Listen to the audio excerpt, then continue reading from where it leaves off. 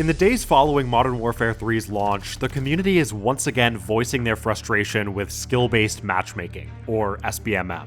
Who would have guessed, right? Year after year, the SBMM debate rages on, and as both sides bang their heads against the wall trying to explain their point of view, the community suffers, at the mercy of Activision and their algorithms. No one should be surprised that Activision's manipulative matchmaking system has made its way into MW3. This is, after all, one of the most financially successful franchises in the gaming industry, and you don't get here by treating your customers fairly, so despite the countless YouTube videos and Twitter posts deriding SBMM, we're right back in the same spot. We can't be surprised, but what we can be is annoyed, frustrated, disappointed. Bamboozled, led astray, run amok. Because the matchmaking systems utilized in today's shooter games are an infectious rot that have ruined our favorite franchises, with COD being perhaps the most significant casualty. MW3's gameplay isn't bad, especially if you're a fan of the Control-C and Control-V functions on a keyboard. This game uses a ton of that. But its skill-based matchmaking has taken an otherwise decent game and turned it into an algorithmic sweatfest. About a year ago, I made an SBMM breakdown video where I tried to be as thorough as possible and really dissect the core problems of this system. But with the release of this new DLC, game, I wanted to address some additional criticisms I've seen SBMM defenders make online, as well as talk a little bit more about why this system is the worst it's ever been and why it'll never change moving forward. So like last time, I think we need to start by differentiating between traditional skill-based matchmaking and its ugly stepsister engagement-optimized matchmaking, or EOMM. It's important to understand the difference here so that when you go down to the comments to talk shit, you can use the correct denomination. Skill-based matchmaking has been implemented in a lot of different ways across the shooter genre, but it generally describes systems in which you're matched up with other players at your skill level, kind of like the ranked game modes in a lot of popular games. Engagement-optimized matchmaking differs in that its goal isn't to match you with players at your skill level every game, but rather to tailor your experience from match to match by stringing you along with highs and lows. It's also been speculated that the game matches you up against players who have bought skins and bundles so that you see them in-game and are more inclined to purchase them yourself, but that's a whole other can of worms. One scummy thing at a time here. I really feel like a lot of the people that are strong proponents of SBMM and COD don't understand that this game isn't using a balanced matchmaking system predicated on fairness. And I tried to explain that in that last video, but I was still met with a barrage of people telling me to fuck off, that I just want to shit on weaker players. It's the response many of us receive online when discussing this topic, and it's frustrating because I just want people to understand what they're actually advocating for. Call of Duty's SBMM is a highly reactive system based around your recent performances, and it results in extreme inconsistencies in the overall experience. Activision's matchmaking algorithm doesn't give a shit about fairness. It cares about playtime, about engagement. Every player is simply a number, and the more time you spend on their game, the better. So how do they maximize this? Well, the first step is to get you high, to give you that one big game, the high KD game where you're going up against players worse than you and going 50-10, racking up kill streaks and dominating the entire match. It's their way of showing you how much fun the game can be, making you feel like you're really good, like your skills have progressed and the years you've put into the franchise have paid off. And just like that, Activision has their hooks in you. Step 2, unload the dog shit. The sweaty matches, the CDL FaZe Clan games where you have to play super defensively and blow your eardrums out listening for footsteps and snort a line of G Fuel as you slide cancel your way to a 1.0 KD. And that's if you get lucky. Most players are going to have strings of matches where they're getting completely shit on, as anything short of an MLG type playstyle is going to result in going negative. My guy Crunchy put it eloquently in his video about the topic: everyone gets a throw me a bone game. Sometimes it's you, but other times you're on the receiving end of someone else's layup. But even after playing sweaty match after sweaty match where you're trying your absolute hardest to go positive, Activision knows that they got you, that you're still chasing that same high they gave you earlier that day, or yesterday, or last week, or when you were 12. Now at a certain point, Activision knows that most players will quit if they just continuously get shit on, or otherwise have to put in maximum effort and focus every single match. So they'll throw you an easier match here and there to make sure you remember what it feels like to play well and get a lot of kills. But this volatility has come to define COD's matchmaking. A perfectly optimized skill-based system would mean that every player would end most matches with a 1.0 KD. But that's not the case. A huge majority of players are hovering close to a 1.0 KD, but that isn't achieved by going even in every match. It's achieved by counteracting positive matches with negative matches, and vice versa.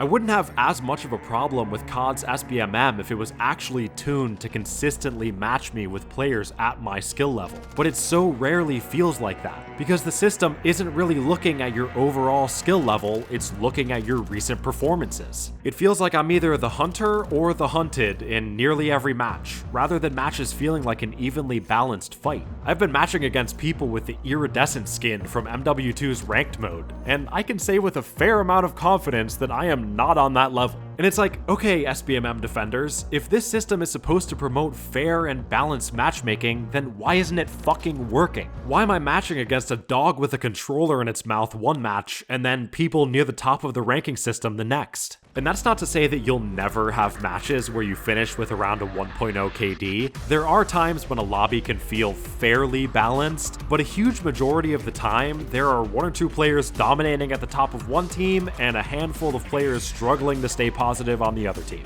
And you might be saying, well, Yeggs, what you just described sounds exactly like the older games. A few dominant players on one team controlling the entire match. Did you even play the original MW2? Do you even like COD? Do you love this shit?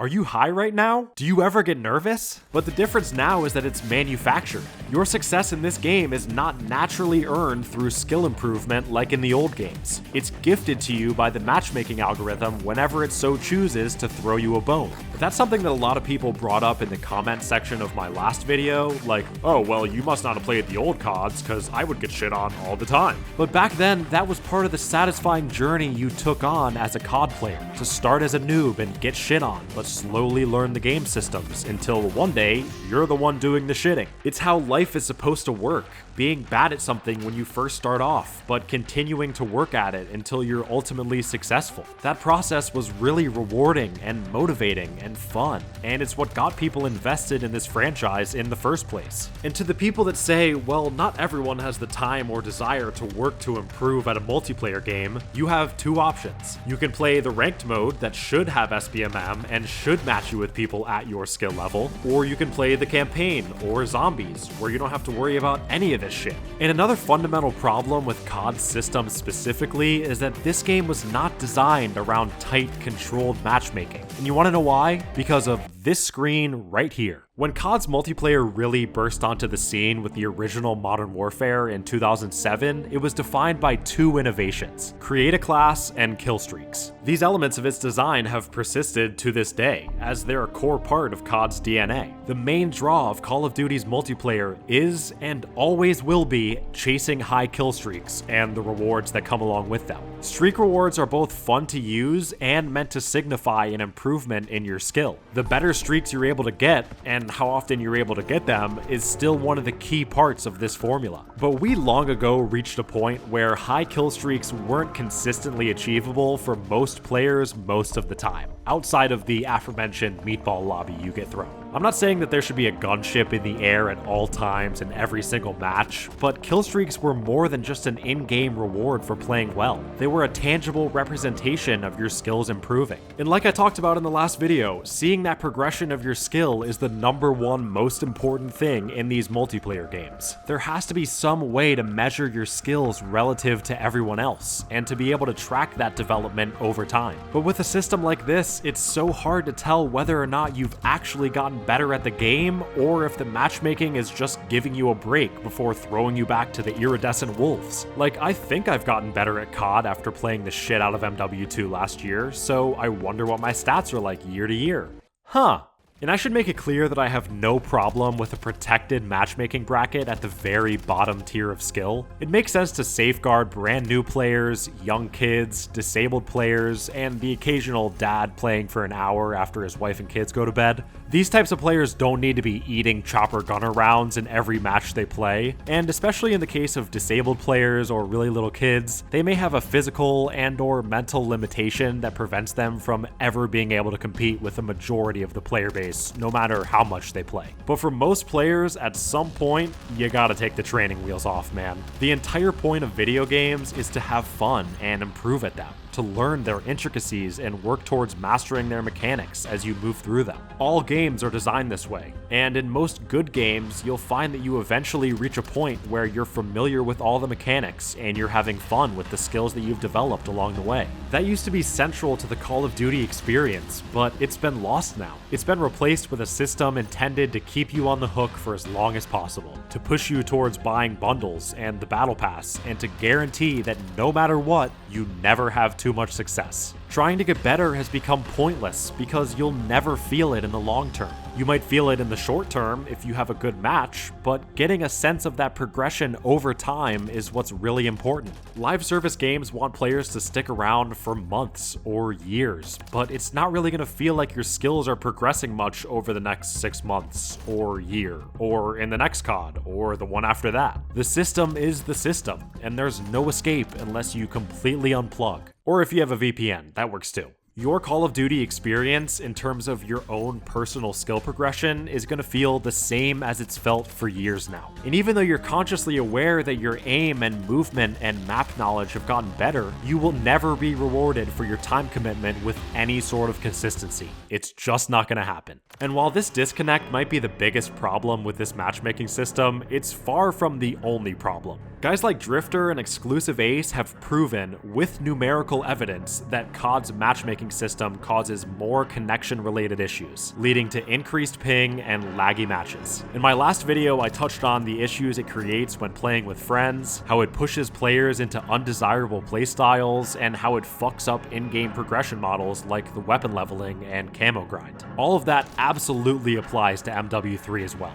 This matchmaking system really is the root of all evil in this game, and I truly believe that COD would be so much more fun for everyone in the long run if this system was removed or at least relaxed. But it won't be, because for everyone that agrees with this video and hates these matchmaking systems, there are millions more that don't even know they exist, that play COD every year thinking that they just have to try a little harder and play a little smarter and that they can get better, and that day they're looking for will never come. This game sells tens of millions of copies every single year, and until that changes, the matchmaking systems are here to stay. So I know that I did that long, overly dramatic outro calling out Activision last time, but I don't know if I need to do that again. I mean, how many times do I really need to bust one of those out, you know?